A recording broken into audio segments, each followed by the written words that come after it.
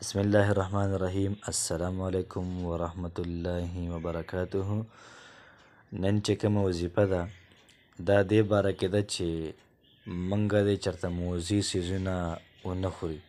نو که تاسو حال وکړئ څومره خلک دي نو دا د مار نه م یریږي، د لړم نه م یریږي، دغه شان د مچۍ ډنبرې نه د دې نه خلک یریږي. ځکه تیریږي که مثال دا انسان وچیچي نو انسان هغه ځای راپړسېږي، بیا دا درد کوي. د دې د وجې نه انسان د موزي څیزونو نه ډېر زیات یریږي. فرمایي چې پیغمبر علیه صلات وسلام خوا له یو کس راوستلی شو، دا سړی لړم چیچلی و.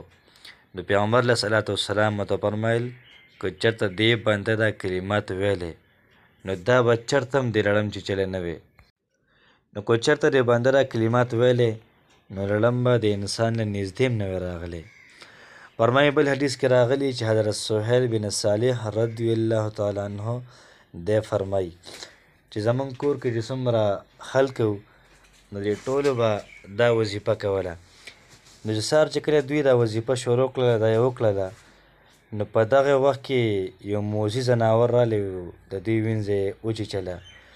نو دا سوچ کوو چې یاره موږ خو چېرته دا وظیفه قضا کړې هم نه ده او څنګه دا وینځه دې لړم وچیچله.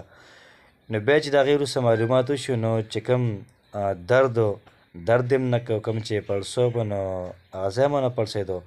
نو بیا دوی وفرمیل چې دا د هغې وظیفې کمال دی چې دا مریض دا خراب نه شو.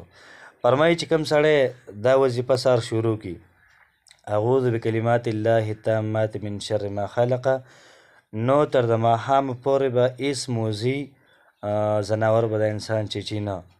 دغه شان که ماښام یو بنده داسې ووایي نو د سهار پورې به داسې یو ځناور نشته دی چې انسان ته ضرر ورکړي. او تر دې پورې راځي چې ځناور لا څه کوي چې انسان هم دې انسان ته څه نشي ویلی. نو وظیفه څنګه ده؟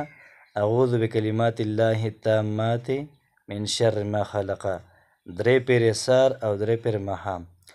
السلام علیکم ورحمت الله وبرکاته.